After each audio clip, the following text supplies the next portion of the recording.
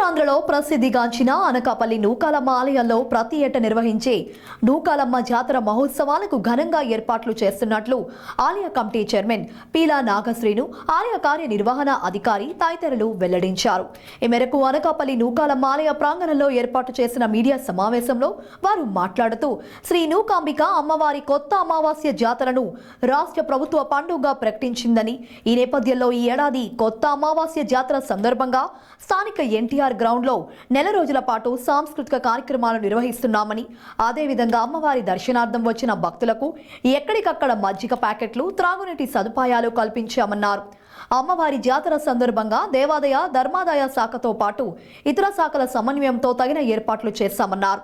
భక్తులకు ఎలాంటి ఇబ్బందులు కలగకుండా ముందస్తు ఏర్పాట్లు చేశామన్నారు. మునుపెన్నడూ లేని విధంగా నూకాలమ్మ జాతరను అత్యంత వైభవంగా నిర్వహిస్తామని పేర్కొన్నారు. ఈ సంవత్సరము 28/3/25 నుంచి 27/4/25 వరకు నూకాంబిక అమ్మవారి దేవస్థానము జాతర మహోత్సవంలో ఈ సంవత్సరం రాష్ట్ర పండుగ కూడా ఈ సంవత్సరం రాష్ట్ర గవర్నమెంట్ డిక్లేర్ చేసింది.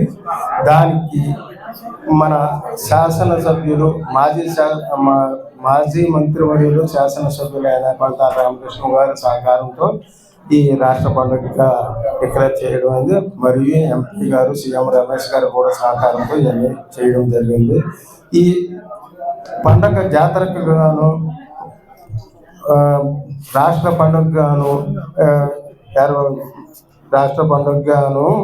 చేసినందుకు గాను మన దేవస్థానం వారు భక్తులకి ఎలాంటి అసౌకర్యములు కలగకుండా చేయట్టుగాను నేను తెలుపున వివరములను ఏర్పాటు చేయడం అయింది. అమ్మవారి దర్శనం వచ్చిన భక్తులకి వరుసలో వెళ్ళటకు గాను ఎండ ఇది తగలకుండా చలువు పందిర్లు మరియు సేద తీర్చుకోవడానికి మంచినీరు మజ్జిగ కూడా సప్లై చేస్తున్నాము.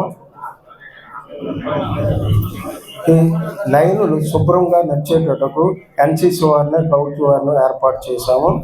మరియు కేశకనం చేసుకున్న పిల్లలకు పెద్దలకు వారికి వేడి నీళ్ళు కూడా ఏర్పాటు చేశాము.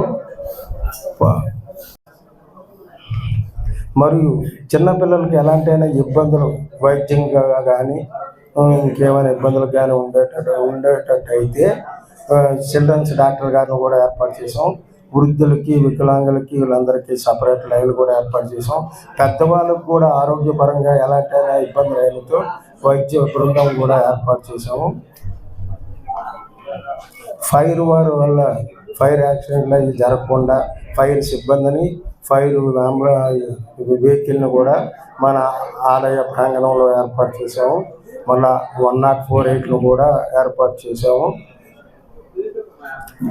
మనం ఈ సంవత్సరం అంటే రాష్ట్ర పండుగగా గుర్తించినందుకు గాను ఎంక్వైరీ పిఆర్ఓ రూమ్ కూడా మన మధ్యలో అంటే లోపలికి వచ్చే దారి బయటకు వచ్చే దారిలో మధ్యలో ఒక ఆర్చ్ ఉంది.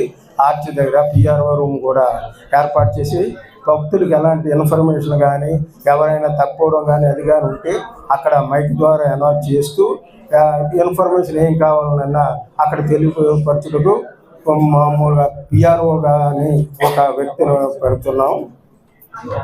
మరియు భక్తులు వీక్షించడానికి 10 టీవీలు, చల్లగా కూల్గా ఉండేటట్టుగా కూలర్లు కూడా.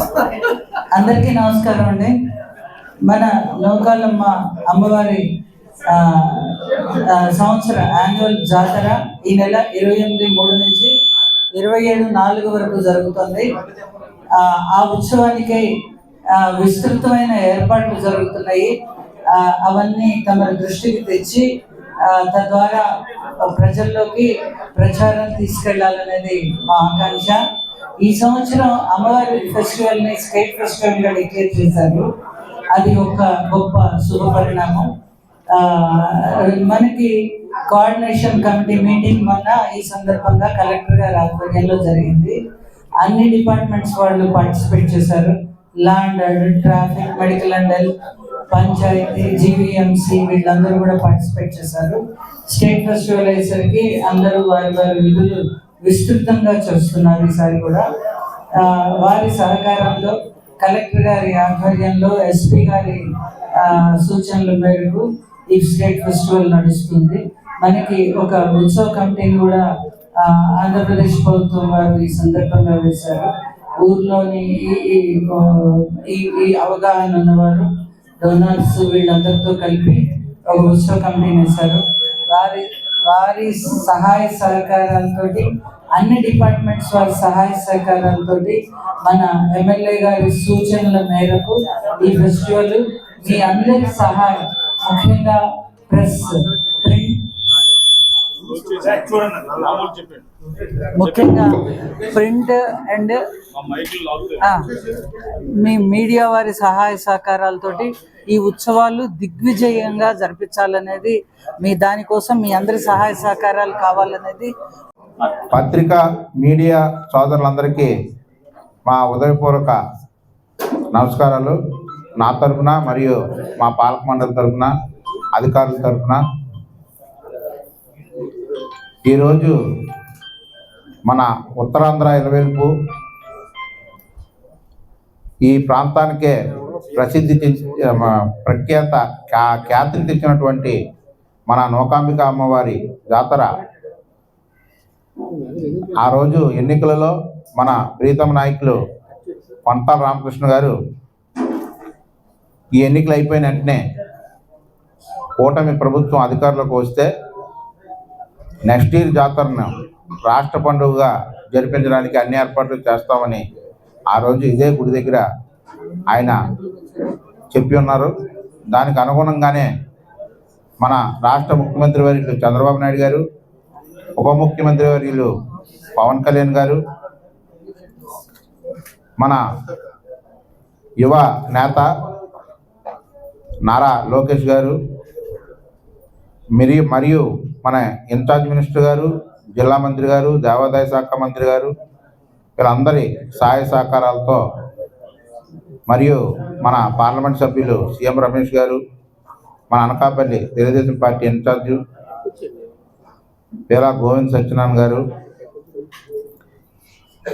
గవర్ కార్పొరేషన్ చైర్మన్ మన మల్ల సురేంద్ర గారు, మాజీ మంత్రివర్యులు దాడి వీరభద్రరావు గారు, అలాగే మన మాజీ ఎమ్మెల్సీ నాగజగదీష్ గారు, అలాగే మిగతా కూటమి కుటుంబ సభ్యులందరూ కలిపి ఏకతాటిపై ఈ అమ్మవారి ఉత్సవాన్ని చాలా ఘనంగా నిర్వహించడానికి కంకణం కట్టుకొని ఎవరి స్థాయిలో వాళ్ళు ఈ టెంపుల్ ఉత్సవానికి కావాల్సినటువంటి ఏర్పాట్ల సహాయ సహకారాలు అందిస్తున్నారు. మాకు వాళ్ళందరికీ కూడా హృదయపూర్వక ధన్యవాదాలు తెలియజేస్తూ, ఈరోజు ఈ పండుగను రాష్ట్ర పండుగగా చేయడమే కాకుండా దానికి తగ్గట్టుగానే దానికి ధీటుగా ఏర్పాట్లు కూడా చేస్తారు. ఇక్కడ మన సంతబైల్ రోడ్ నుంచి మళ్ళీ బైపాస్ రోడ్డుకి ఇలా 4 రోడ్లని మన ₹1 కోటి నిధులతో రామకృష్ణ గారు జీవీఎంసీ వారి సహకారంతో ఈరోజు ఈ రోడ్లన్నీ కూడా డెవలప్ చేయడం జరిగింది. ఎందుకంటే ఎక్కడా కూడా భక్తులు వచ్చి 4 రోడ్లు కూడా మనకి ప్రశాంతంగా ఉంటే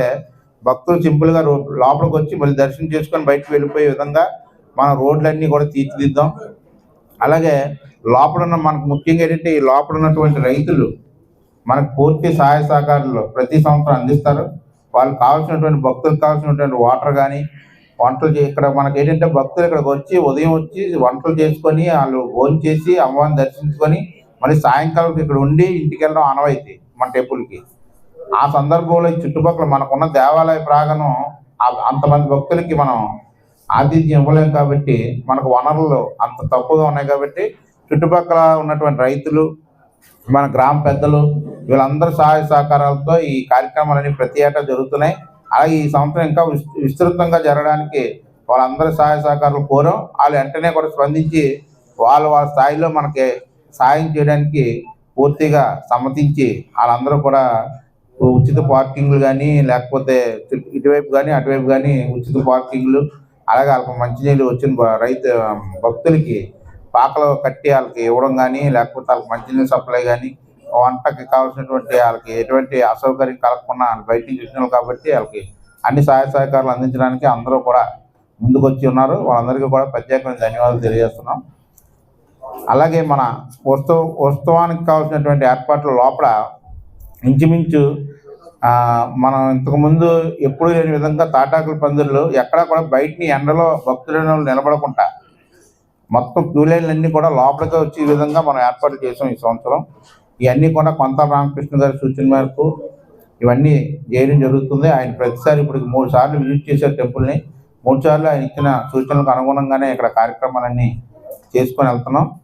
అలాగే లోపల పందిర్లే కాకుండా చలవ పందిర్లే కాకుండా వచ్చిన భక్తులకి కావాల్సినటువంటి ఏర్పాట్లన్నీ కూడా, అంటే కూలర్లు కానీ, లేకపోతే ఫ్యాన్లు కానీ, లేకపోతే వాళ్ళకి మంచినీరు కానీ, ఇవన్నీ కూడా చిన్నపిల్లలకి పాలు బిస్కెట్లు కానీ, మజ్జిగ కానీ, ఇవన్నీ ఏర్పాట్లు చేయడానికి, అలాగే కొన్ని స్వచ్ఛంద సంస్థలతో కూడా ఈరోజు సాయంకాలం మీటింగ్ ఏర్పాటు